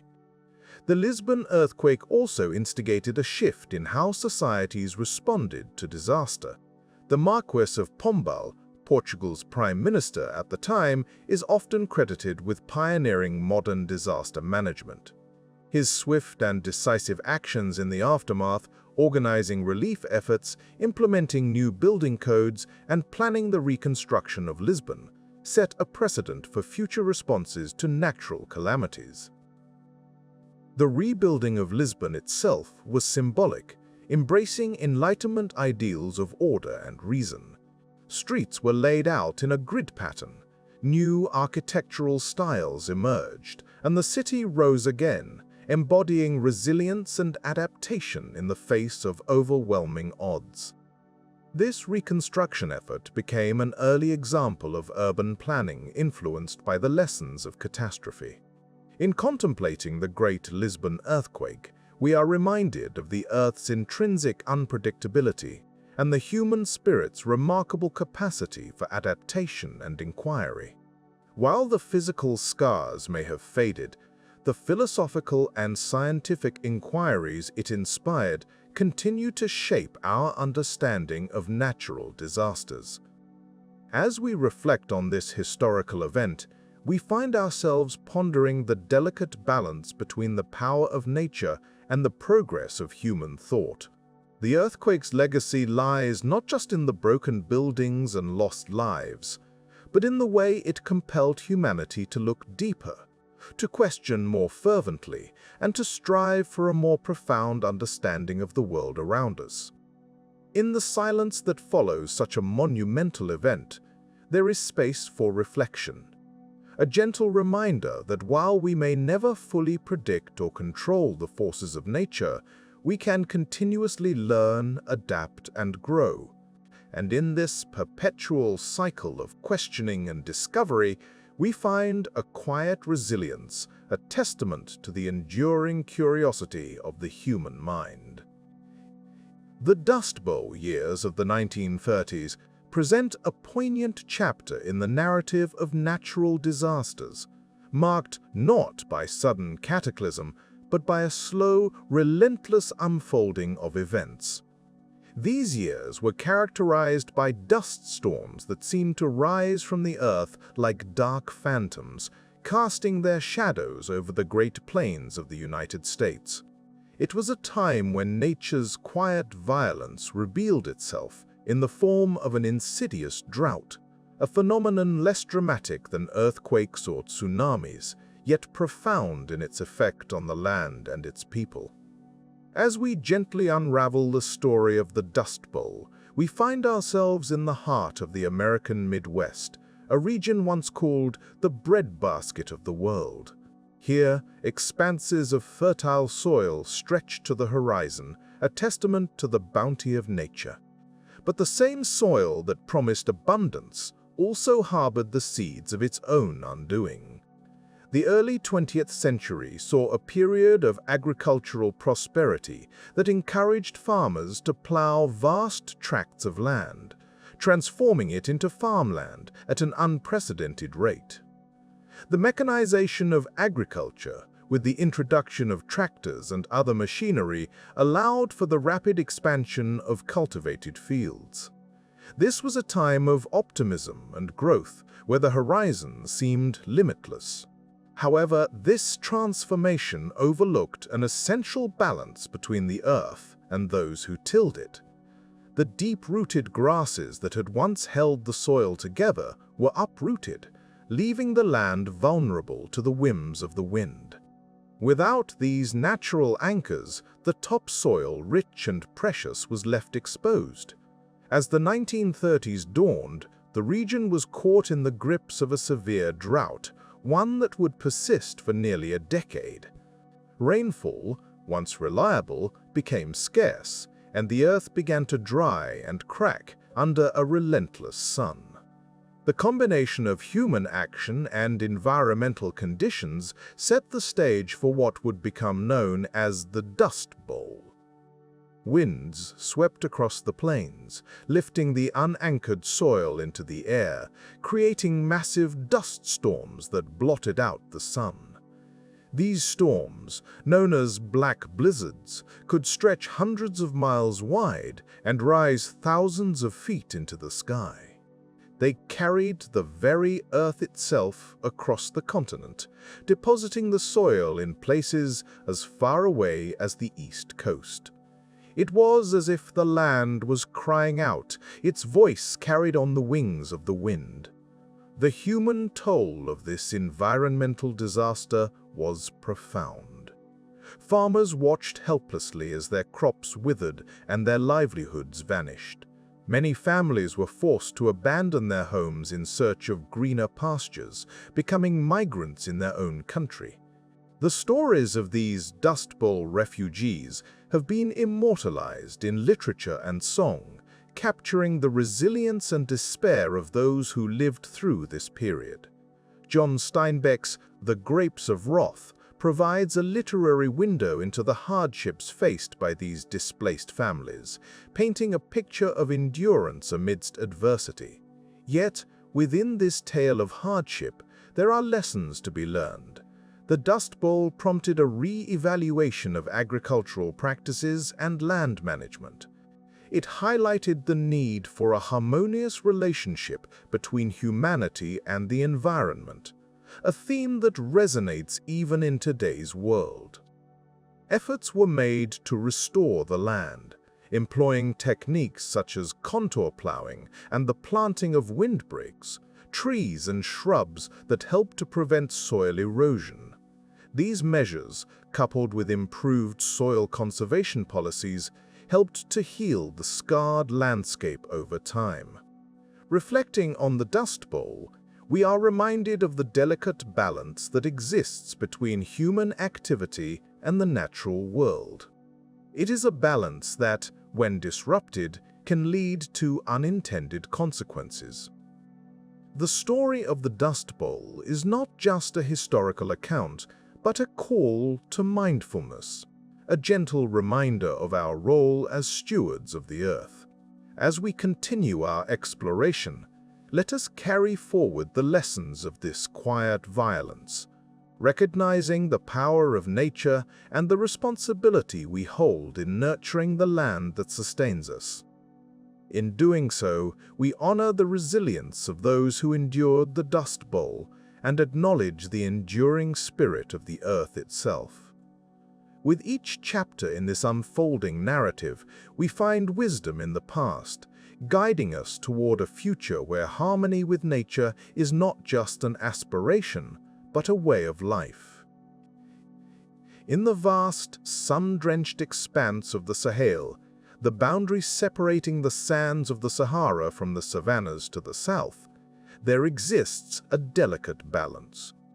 This region, stretching across several countries from Senegal in the west to Sudan in the east, is where the rhythm of life has danced to the tune of rainfall for centuries. Here, the whispers of seasonal rains bring life, while their absence casts shadows of despair. The Sahel Droughts stand as poignant exemplars of nature's slow-moving tragedies. They unfold not with the sudden fury of an earthquake or the dramatic spectacle of a volcanic eruption, but with a creeping inevitability that is both subtle and profound. To understand these droughts, we must first explore the intricate interplay of climate and human vulnerability that shapes this region. The Sahel is a region of transition where the arid north meets the more fertile south. The term Sahel itself is derived from the Arabic word for shore or coast, an apt metaphor for this ecological frontier. Rainfall here is both a blessing and a rarity, coming predominantly during the brief, intense rainy season. These rains are vital, replenishing the land and sustaining the agriculture upon which millions depend. Yet these rains are fickle, and when they fail, the consequences are profound. The droughts that have plagued the Sahel are not merely isolated meteorological events, but are deeply entwined with the broader tapestry of global climate patterns. One key driver is the Atlantic multi-decadal oscillation, a climate cycle that influences ocean temperatures and, in turn, weather patterns over vast regions. When the cycle shifts, it can lead to prolonged dry spells in the Sahel, as the moist air currents that typically bring rain are pushed away. The 20th century witnessed several severe droughts, with the period from the late 1960s to the early 1980s being particularly devastating. This era saw a series of dry years that culminated in a humanitarian crisis of staggering proportions. Crops withered under the unrelenting sun, and pastoralists watched helplessly as their herds dwindled. As the land grew barren, food became scarce, and famine cast its long shadow over the region. Yet, to attribute the Sahel droughts solely to climatic factors would be to overlook the human dimension of this tragedy. The vulnerability of the Sahel is not solely a product of nature's caprices, but is also shaped by socio-economic and political factors. Population growth, for instance, has strained the region's already limited resources. More mouths to feed mean greater pressure on agricultural systems, many of which rely on precarious rain-fed techniques. Moreover, colonial legacies and post-colonial governance have often exacerbated these vulnerabilities. Borders drawn without regard for ethnic and ecological realities have led to conflicts and inefficiencies in resource management. In some cases, policies have favored export-oriented agriculture over subsistence farming, leaving local populations more exposed to the whims of the global market and climate variability. The specter of climate change looms large over the Sahel, adding yet another layer of complexity to an already intricate situation. Rising global temperatures threaten to alter rainfall patterns further, potentially exacerbating drought conditions. While it is difficult to predict the exact impacts, the consensus among scientists is clear. The Sahel will likely face increased variability in its climate, posing new challenges for those who call it home. In response to these challenges, communities across the Sahel have demonstrated remarkable resilience and adaptability. Traditional knowledge and practices have been instrumental in managing scarce resources and sustaining livelihoods. For instance, agroforestry, which integrates trees into farming systems, has been used to enhance soil fertility and retain moisture, offering a buffer against the dry years. International efforts have also sought to support these initiatives, with projects aimed at improving water management, diversifying crops, and building infrastructure to withstand the rigors of a changing climate. Yet, the path to resilience is fraught with obstacles, requiring sustained commitment and cooperation at local, national, and international levels. As we reflect on the Sahel Droughts, we are reminded of the profound interconnectedness of human and natural systems. These slow-moving tragedies underscore the need for a holistic approach to understanding and addressing the vulnerabilities of regions like the Sahel. It is a delicate dance of adaptation and resilience, where the lessons of the past must inform the strategies of the future. And so, as we continue our quiet exploration, we find in the Sahel a testament to the enduring spirit of those who live at the edge of the desert. Their stories, woven into the fabric of the landscape, remind us of the power and fragility inherent in our shared existence on this planet. As we drift into the early days of the 20th century, a time when the world was only beginning to understand the tremendous forces of nature, we find ourselves drawn to a small, bustling island city on the Gulf Coast of Texas, Galveston. Surrounded by the gentle embrace of the sea, Galveston was a place of promise and prosperity. It was a city on the rise, known for its elegant homes, thriving commerce, and modern conveniences.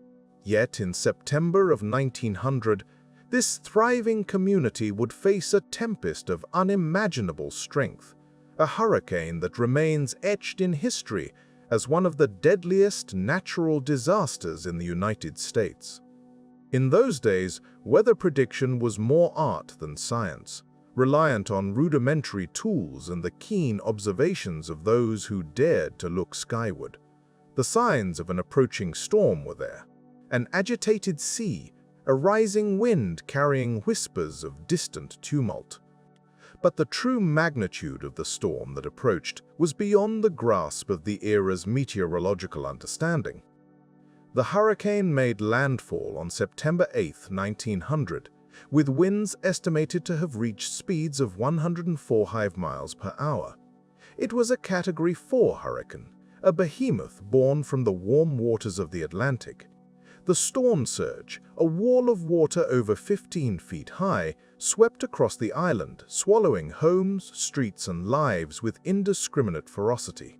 The precise number of lives lost may never be known, but estimates suggest that between 6,000 and 12,000 souls perished, making it the deadliest natural disaster in American history.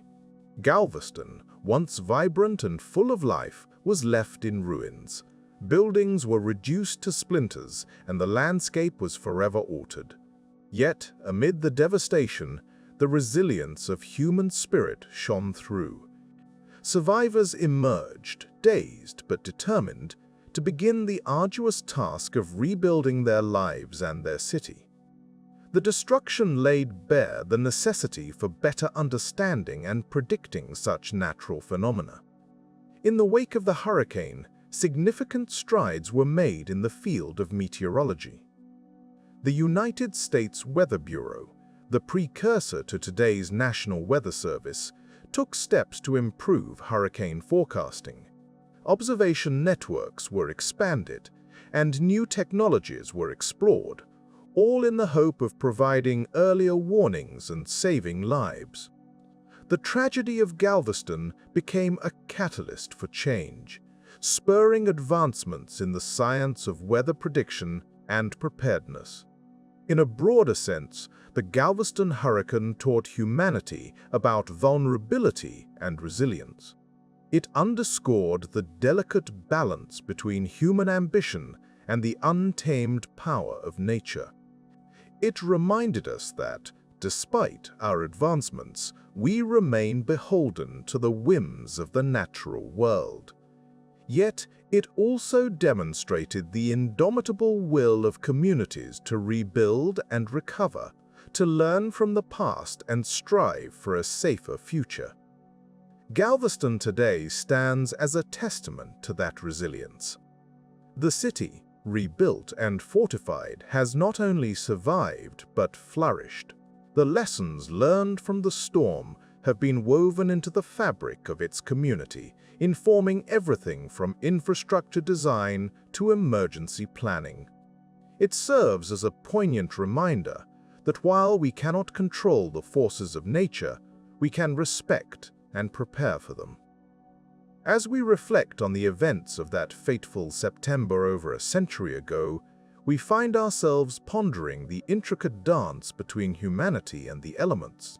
The story of Galveston is one of tragedy, yes, but also of hope and transformation. It is a chapter in the vast tome of human experience, a narrative that continues to unfold as we seek to understand and coexist with the natural world. In the quiet of night, as we listen to the soft rhythm of our own breath, we might imagine the distant sounds of the sea, a timeless melody that has both nourished and challenged us throughout history. The Great Galveston Hurricane of 1900 stands as a profound reminder of the ocean's dual nature, its beauty and its fury. And as we drift into slumber, we carry with us the knowledge that even in the face of overwhelming adversity, there is always the possibility of renewal and growth. In the quiet corners of history, there are moments when nature whispers a gentle reminder of its immense power. Reminders that echo through the annals of time, teaching us without shouting, urging us to listen without fear. As we drift into the story of Typhoon Nina and the Banqiao Dam collapse, we find ourselves drawn into one such moment, where human ambition met the indomitable force of nature. The year was 1975, a year like many others, marked by the daily rhythms of life. In the heart of China, the summer monsoon season was in full swing, bringing with it the promise of rain, a lifeline for agriculture and a gentle companion to the land. Yet, this particular summer, the rain was anything but gentle. Typhoon Nina approached with an unexpected ferocity, her winds whispering of storms beyond the ordinary. Typhoon Nina, like many storms before her, originated in the warm waters of the Pacific. These waters, stirred by the Earth's rotation and heated by the sun, birthed a cyclone that would grow into something more than just a storm. As she moved inland, the rains that accompanied her darkened the skies over Henan province, bringing with them a deluge not seen in living memory. The Banqiao Dam, a marvel of engineering built with the hopes and dreams of a nation, stood as a sentinel against these waters. Constructed in the 1950s, the dam was part of a grand vision to tame the rivers, to harness their power for the good of the people. It was a symbol of progress, a testament to human ingenuity, and a promise of safety. Yet, in the face of Typhoon Nina, the Banqiao Dam found itself in a precarious dance with nature. The rain fell with relentless determination, more than a meter in a single day, overwhelming the capacity of the rivers and the structures meant to contain them. The dam, designed to withstand what was believed to be the worst of storms, faced a challenge unforeseen by its creators. As the waters rose, the dam's engineers worked tirelessly, battling against time and tide. Their efforts were a testament to human resilience, but even the most steadfast resolve can falter against the unyielding forces of nature. The spillway, meant to relieve the pressure, was unable to cope with the sheer volume of water.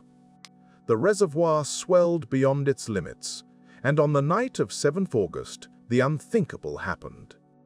The Banqiao Dam failed. The collapse of the dam unleashed a wave of destruction upon the land. A wall of water surged through the plains, carrying with it the hopes and homes of countless people. Villages were swept away in the flood's wake, and the landscape was irrevocably altered. It was as if the earth itself had sighed deeply, reshaping the world in that single breath. In the immediate aftermath, the stories of survival and loss intertwined like threads in a tapestry. Families clung to rooftops, trees, anything that could offer a semblance of safety. The floodwaters, indifferent to human suffering, continued their journey, leaving behind a trail of devastation. The scale of the disaster was such that it would take days, even weeks, before the true extent was understood. In the calm after the storm, reflections began. The Banqiao Dam collapse was not merely a tale of weather and water. It was a stark reminder of the delicate balance between human endeavors and the natural world. It highlighted the dangers inherent in underestimating nature's capability, even with the best-intentioned designs. The lessons from Typhoon Nina and the Banqiao Dam resonate even now, decades later. They serve as a cautionary tale of the need for humility in the face of nature's grandeur. While technology and engineering offer incredible benefits, they must always be tempered with respect for the forces they seek to control. As we ponder these events, we find ourselves reflecting on the broader implications. How do we, as a global community, learn from such tragedies? How do we honor the memories of those who endured by building a future where such events become less frequent, less devastating? In contemplating Typhoon Nina and its aftermath, we are reminded of our place within the natural world, a world that is as unpredictable as it is beautiful. It invites us to listen more closely to the whispers of the wind, the murmur of the waters, and to approach the future with both courage and caution. And so, as we drift into the quiet of the night, let us carry with us these reflections, gently cradled within our wandering minds. They are stories of resilience and reminder, softly spoken by the earth itself. In the quiet recesses of history, we find echoes of struggle and survival that have shaped the very fabric of human civilization. Among the most poignant of these echoes is the story of famine, a long, often painful chapter in the annals of humanity. Famine, with its silent specter, has walked alongside us for centuries, leaving indelible marks on societies, economies, and cultures. It is a phenomenon that transcends geography and time, a testament to the delicate balance between nature and human endeavor. Famines are complex events, often arising from a confluence of factors. At their heart, they involve a severe scarcity of food, but the underlying causes can be as varied as the societies they afflict. They may be triggered by natural events such as droughts, floods, or pestilence, each playing its part in disrupting the delicate dance of food production. Yet, more often than not, these natural triggers are compounded by human actions or inactions.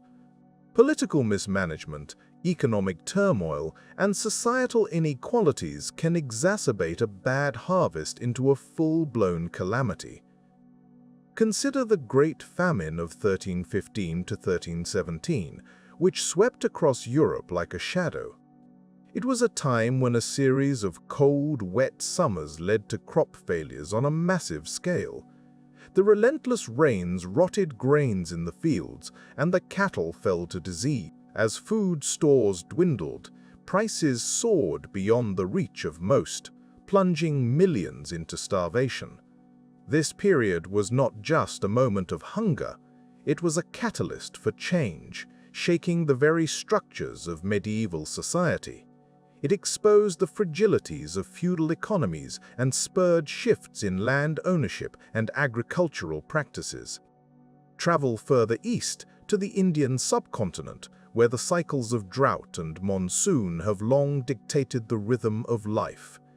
Here, the Great Bengal Famine of 1943 stands as a stark reminder of how human decisions can tip nature's balance. An unfortunate series of crop failures, compounded by wartime policies and inadequate relief measures, led to the deaths of an estimated 3 million people. The famine underscored the critical importance of effective governance and responsive policymaking in preventing disaster. In Ireland, the Great Famine of 1845 to 1852 illustrates the devastating impact of dependence on a single crop. The potato blight that swept through the land destroyed the staple crop of millions, leading to mass starvation and emigration. This famine not only reshaped Ireland's demographic landscape, but also left a lasting imprint on its national consciousness and relationship with Britain. Famines often serve as harbingers of societal transformation. They have prompted innovations in agricultural practices, spurred advancements in food storage and distribution, and fostered a deeper understanding of the interconnectedness of global food systems. Yet, they also highlight the persistent vulnerabilities within these systems, reminding us that food security is as much about equitable access as it is about production. In the 20th century, the specter of famine has been less about natural shortages and more about the failings of political systems. The famine in China during the Great Leap Forward, from 1959 to 1961, is a harrowing example. Millions perished not due to environmental calamities, but because of misguided policies and a refusal to acknowledge the crisis at hand. It was a tragic demonstration of how ideology, when placed above human welfare, can lead to devastating consequences. As we reflect on these historical famines, we gain insights into the ongoing challenges of global food security. The lessons of the past urge us to consider the complexities of our food systems today. In a world with a burgeoning population and changing climate, the need for sustainable agricultural practices and equitable food distribution is paramount.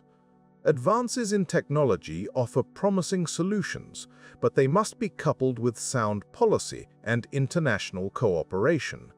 Moreover, the story of famine is also a narrative of resilience. Throughout history, communities have emerged from the shadows of famine, often stronger and more adaptable. They have rebuilt their societies, innovated their agricultural methods, and, importantly, learned to heed the warnings of nature. This resilience is a testament to the enduring spirit of humanity, a quiet reminder that while we are vulnerable to the whims of nature, we are also capable of remarkable recovery and growth. In contemplating the long valley of famine in history, we are reminded of our shared responsibility to ensure that no one suffers from hunger again. It is a call to action, urging us to build a future where food security is a reality for all, and where the lessons of the past guide us to a more equitable and sustainable world. As we continue our journey through time and nature's power, may we carry these reflections with us, nurturing a planet where abundance is shared and the shadows of famine are but distant memories. As we drift through the annals of time, we encounter wildfires, those flickering, untamed elements of nature that have danced across the landscapes of our world for centuries. Like a painter with a vivid palette, wildfires have shaped ecosystems, sculpted environments, and, at times, altered the course of human history. They are as ancient as the forests themselves, and though they bring destruction, they also serve as agents of renewal and growth. In the gentle glow of the fire's light, let us explore the delicate balance wildfires maintain within the natural world. For millennia, they have played a crucial role in the life cycle of forests. Certain species of trees, such as the resilient lodgepole pine, have evolved to rely on fire for reproduction. Their cones, tightly sealed with resin, only release their seeds in the intense heat of a blaze. In this way, fire acts as a reset button, clearing out dense undergrowth and allowing new life to spring forth from the ashes. Throughout history, indigenous cultures have understood and respected the power of fire. Many Native American tribes in North America, for instance, practiced controlled burns long before modern science recognized their benefits. These purposeful fires reduced fuel loads, preventing larger, uncontrollable wildfires, and encouraged the growth of plants that were crucial to the tribe's survival. In this harmonious relationship with fire, there is a wisdom that modern society is only beginning to rediscover.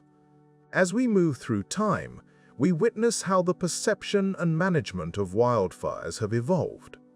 In the early 20th century, the emphasis was on suppression. Fires were seen predominantly as a threat to human settlements and economic resources. The Smokey Bear campaign, with its memorable slogan, "Only you can prevent forest fires," epitomized this approach. While it undoubtedly raised awareness, it also contributed to a mindset that viewed all fires as detrimental. Yet, as with many things, nature has its own rhythm and reason, often beyond our initial understanding. In recent decades, scientists have come to realize that eliminating fire entirely from certain ecosystems can lead to unintended consequences. Without regular low-intensity fires, forests can accumulate vast amounts of fuel, dead trees, leaves, and underbrush, making them more susceptible to catastrophic fires that are far more difficult to control. In the gentle turning of the seasons, climate change now casts a shadow over the landscape. Rising global temperatures and prolonged droughts have intensified the frequency and severity of wildfires across the globe. Regions once considered immune to such events now find themselves vulnerable. The Mediterranean, Australia's bushland, and even the boreal forests of Siberia have seen unprecedented fire activity. The Australian fires of 2019-2020, for instance, were devastating in scale, affecting nearly 3 billion animals and burning over 18 million hectares of land. Here we find ourselves at a crossroads, where human activity and natural processes intersect in complex ways. The increase in global temperatures not only dries out vegetation, creating more fuel for fires, but also extends the fire season in many areas. In California, a state where fire is a natural part of the landscape, the fire season now stretches almost year-round. This has severe implications, not just for the environment, but for communities and economies that are increasingly. Yet even amidst the challenge, there are glimmers of hope and resilience. Scientists and land managers are developing more sophisticated models to predict fire behavior, integrating traditional knowledge with cutting-edge technology. Efforts are underway to restore natural fire regimes in certain areas, using controlled burns to reduce fuel loads and enhance ecosystem health. In this balance of destruction and renewal, there is a lesson in humility, an understanding that though we can influence nature, we cannot fully control it.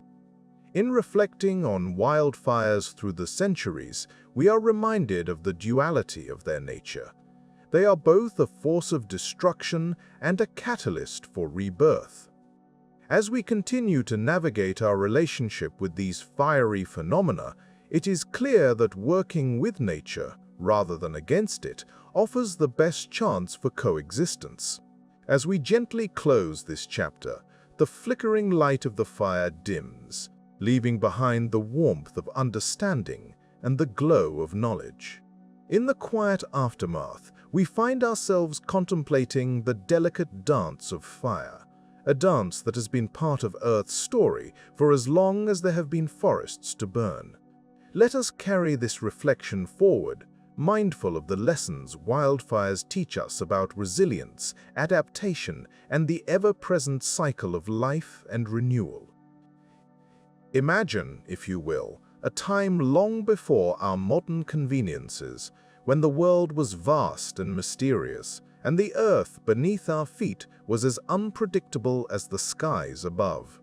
In those ancient days, long before history was diligently recorded in books and databases, the planet was already shaping itself in powerful, dramatic ways. Among the most formidable of Earth's forces were the volcanic eruptions, those moments when the planet's inner turmoil was thrust outward, leaving both awe and desolation in their wake. Volcanoes are peculiar entities, aren't they? As old as the Earth itself, they have been both creators and destroyers, fertilizing the land with rich volcanic soil while erasing entire civilizations from existence. In our exploration of ancient eruptions, we find a tale woven with mystery and revelation, where ash clouds have long since settled, yet their stories linger like whispers in the chronicles of human history. One of the most significant eruptions known to us is that of the Thera volcano, which occurred around 1600 BCE on what is now the island of Santorini in the Aegean Sea. This eruption is believed to have been one of the largest in recorded human history, and its repercussions were felt far and wide. The Minoan civilization, which flourished on the nearby island of Crete, is often thought to have been deeply affected by this catastrophic event. Archaeological evidence suggests that the eruption produced massive tsunamis, which could have devastated coastal settlements, while the volcanic ash may have altered the climate, leading to agricultural failures. The Thera eruption's impact on the Minoan civilization is a subject of great fascination and debate among historians and archaeologists. Some posit that the weakening of the Minoans may have paved the way for the rise of the Mycenaean civilization, which would later become a cornerstone of ancient Greek culture. In this way, the eruption did not just alter the landscape, but also shifted the course of human history. Traveling further back in time, we come across the eruption of Mount Vesuvius in 79 CE, which buried the Roman cities of Pompeii and Herculaneum under a thick blanket of ash and pumice. This event is perhaps one of the most well-documented ancient eruptions, thanks to the writings of Pliny the Younger, who provided a detailed account of the catastrophe in letters to the historian Tacitus. Pliny's observations offer a vivid glimpse into the immediate aftermath, describing the darkened skies and the panic of the populace as they fled the wrath of the volcano. Pompeii and Herculaneum lay hidden for centuries, their ruins preserved under layers of volcanic debris. It wasn't until the 18th century that systematic excavations began to uncover the cities, revealing remarkably well-preserved artifacts and buildings. These discoveries have offered invaluable insights into Roman life and culture, painting a detailed picture of a society frozen in time by the sudden catastrophe. Moving from the Mediterranean to the distant lands of the Pacific, we encounter the cataclysmic eruption of Mount Toba roughly 74,000 years ago. While not directly observed by humans, the evidence of this supereruption lies in geological deposits and climate records. The Toba eruption is thought to have been the largest volcanic event in the last 2 million years, releasing vast quantities of volcanic material into the atmosphere. Some scientists propose that this event could have triggered a volcanic winter, drastically reducing global temperatures and impacting early human populations. The Toba catastrophe theory suggests that the eruption may have led to a population bottleneck in human evolution, where the number of individuals capable of passing on their genes was severely reduced. This hypothesis, while still debated, highlights the profound influence that volcanic activity can have on the trajectory of life on Earth. Volcanoes have also played a pivotal role in shaping the landscape and cultures of regions like Central and South America. The eruption of the Ilopango volcano in present-day El Salvador, which occurred around 450 CE, is believed to have been one of the most powerful eruptions in Central American history. The resulting ash deposits have been found across the region, impacting ancient civilizations such as the Maya. While the Ilopango eruption likely caused significant disruption, it's also possible that the volcanic ash contributed to the fertility of the surrounding soils, enabling agricultural societies to thrive in the long term.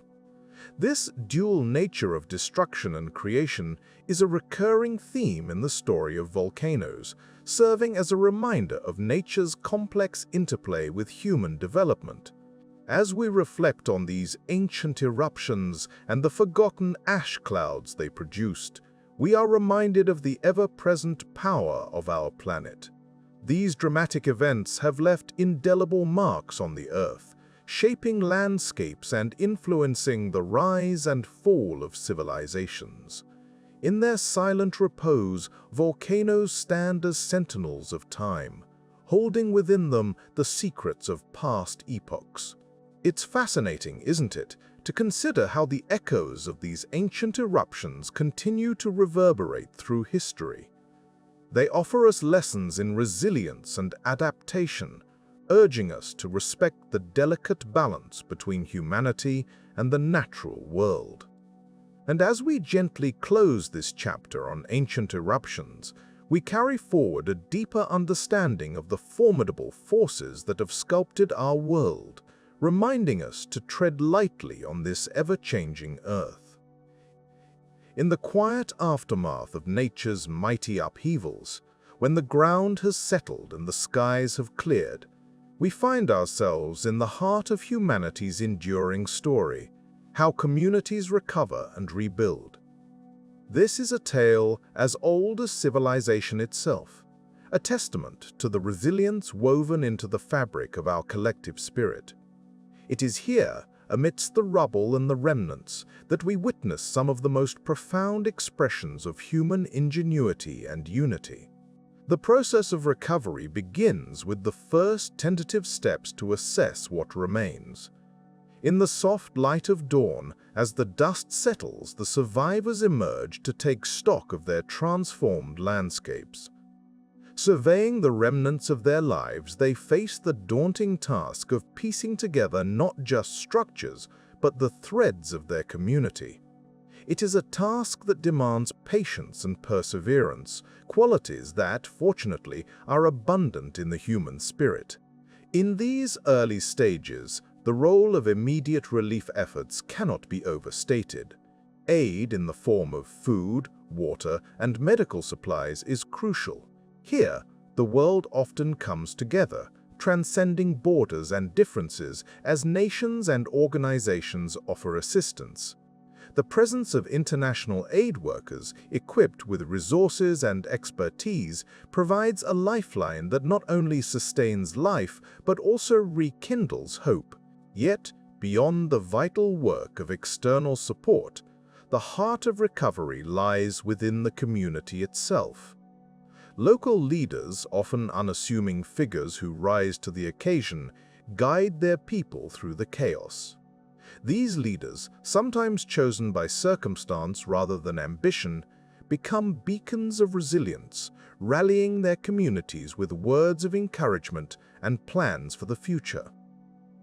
One of the most striking aspects of recovery is the spontaneous emergence of communal effort. In the absence of formal structures, people come together to clear debris and rebuild homes, driven by a sense of shared purpose. This collective action, often informal and uncoordinated, is a powerful reminder of the innate human tendency to collaborate in the face of adversity. As the immediate needs are met, attention shifts to the long-term process of rebuilding. Here, planning becomes crucial. Communities must decide not only how to restore what was lost, but also how to build a future that is more resilient to the whims of nature. This involves difficult choices and innovative thinking, as well as a deep understanding of the local environment and its challenges. In many cases, rebuilding offers an opportunity to address vulnerabilities that may have contributed to the disaster's impact. For instance, after devastating floods, communities might erect homes on stilts or invest in improved drainage systems. In earthquake-prone areas, buildings may be reinforced to withstand future tremors. These adaptations, born from experience, reflect a learning process that spans generations, ensuring that the lessons of the past are not forgotten. The rebuilding process is not merely architectural, it is also cultural and emotional. Re-establishing schools, places of worship, and community centers is vital for restoring the social fabric. These spaces become sanctuaries of normalcy and continuity, where people gather to share stories, support one another, and celebrate small victories. It is in these gatherings that the true spirit of recovery is felt, an intangible yet palpable energy that binds people together in mutual support. As time passes, the scars of disaster begin to fade, but the memories and lessons remain. These experiences are passed down through stories, becoming part of a community's identity and collective wisdom. They serve as reminders of both vulnerability and strength, shaping a narrative that honors the past while looking towards the future. Communities often emerge from disasters with a renewed sense of solidarity and purpose. The bonds forged in adversity can lead to stronger social networks and a greater capacity for collective action. This resilience, born of necessity, becomes a cornerstone for future preparedness, as people learn to anticipate and mitigate the risks posed by their natural environment. In the end, the story of recovery and rebuilding is a testament to the enduring human spirit. It is a quiet triumph, marked not by grand gestures, but by the steady, unwavering determination of individuals and communities to rise from the ashes. It is the story of people who, despite the odds, refuse to yield to despair, choosing instead to rebuild not only their homes but also their lives with courage and hope. As we reflect on these processes, we are reminded of the simple yet profound truth that, while nature may test our resolve, it is our response that defines us. In the gentle rhythm of rebuilding, we find not just a return to normalcy, but a celebration of resilience, a quiet but powerful affirmation of life itself. In the quietness of a starlit night, when the world seems at rest, we find ourselves pondering the nature of resilience. Resilience is a word often whispered in times of adversity, a gentle reminder of the tenacity that resides within the human spirit. When we look back upon the tapestry of history, woven with the threads of natural disasters, we see not only the enormity of nature's power, but also the indomitable spirit of humanity as it rises time and again from the ashes of calamity. Consider the communities that have faced the relentless fury of nature. Each disaster, with its own unique narrative, becomes a testament to our ability to adapt, to learn, and to grow stronger. But what exactly is it that these events teach us about resilience? It is not merely about survival, though survival is certainly a part of it. Rather, it is about the ways in which we transform our understanding and reshape our world in the wake of such events. Take, for instance, the aftermath of a volcanic eruption. The land, once verdant and thriving, may be left barren and gray. Yet, over time, life finds a way to return. The soil, enriched by volcanic ash, becomes fertile ground for new growth. Similarly, human communities emerge from the shadows of disaster, often more united and determined than before. They rebuild their homes, their lives, and in doing so, they often discover innovative ways to mitigate future risks. The scientific community plays a crucial role in this narrative of resilience. Each disaster offers an opportunity to gather data, to study and to learn. Through these learnings, advancements in technology and engineering emerge, designed to better predict, withstand, and respond to future events. This is resilience in action, a continuous process of learning and adaptation. The story of resilience is also a story of communication and collaboration. When faced with the challenges of rebuilding, communities often come together in remarkable ways. The sharing of knowledge, resources, and support becomes a lifeline. This spirit of togetherness is a powerful force, capable of overcoming the greatest of obstacles. In such moments, we see the best of humanity, the kindness, the empathy, and the willingness to help one another. Preparedness is another crucial lesson we glean from these historical events. The idea that we can never fully tame nature is a humbling one, yet it does not leave us powerless. Through careful planning and preparation, we can minimize the impact of disasters. Early warning systems, emergency response plans, and education about risks become vital components in the armory against nature's unpredictability.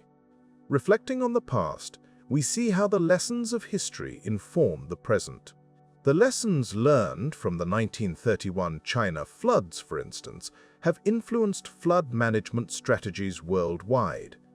The devastating impacts of droughts and famines have spurred innovations in agriculture and water management, helping to secure food supplies and sustain communities through challenging times. Resilience is also about acceptance. Accepting that we are part of a larger ecosystem, that we are subject to forces beyond our control, encourages a sense of humility. This acceptance does not breed complacency, but rather a deeper understanding of our place in the natural world. It inspires us to live more harmoniously with the environment, to respect its power, and to cherish its beauty. In the quiet moments of reflection, we realize that resilience is not a destination but a journey. It is about the ability to endure, to rise, and to keep moving forward despite the odds. It is about embracing change and uncertainty with courage and grace. And while the path may not always be easy, it is one that leads us to a deeper appreciation of life and all its complexities. As we drift into slumber, let us carry with us the gentle reminder of resilience, the quiet strength that resides within us all, ready to awaken when needed. In this way, we honor those who have come before us, those who have faced the wrath of nature and have emerged with wisdom, strength, and unwavering hope for the future. As we draw closer to the end of our quiet exploration into nature's formidable power, we find ourselves reflecting on what it means to live on an ever-changing Earth. The planet we call home is as unpredictable as it is beautiful, a vast tapestry of forces that both nurture and challenge us. It is in this duality that we discover a profound truth. Earth's unpredictability is not merely a series of events to be endured, but a complex symphony in which we play an integral part. Throughout history, humanity has been both witness and participant in the dance of natural phenomena. The Earth's crust shifts, oceans swell, winds howl, and yet, amidst these forces, life persists. This resilience is not born from a desire to conquer, but from an innate ability to adapt. It is in this adaptation that we find our most profound connection to the natural world, an unspoken understanding that we are but one part of a much larger narrative. Consider the way a river carves its path through rock, not by brute force, but through gentle persistence. Over time, water shapes the landscape, finding its way around obstacles, creating new courses when necessary. In much the same way, we too must learn to navigate the unpredictability of our environment, finding balance through flexibility and an open mind. The concept of living harmoniously with an unpredictable Earth invites us to embrace a mindset of respect and adaptation. Respect for the natural forces that have existed long before us and will continue long after we are gone. Adaptation in our ways of living, building, and thinking so that we might coexist with the rhythms of the planet rather than against them. In the quiet moments, we might ponder the stories of those who have faced nature's wrath and emerged with new understandings. These stories are not just tales of survival, but of transformation. They remind us that change, though often unexpected, can lead to growth. It teaches us that resilience is not about standing firm in the face of adversity, but about bending with the wind, like the willow tree, and rising stronger with each new dawn.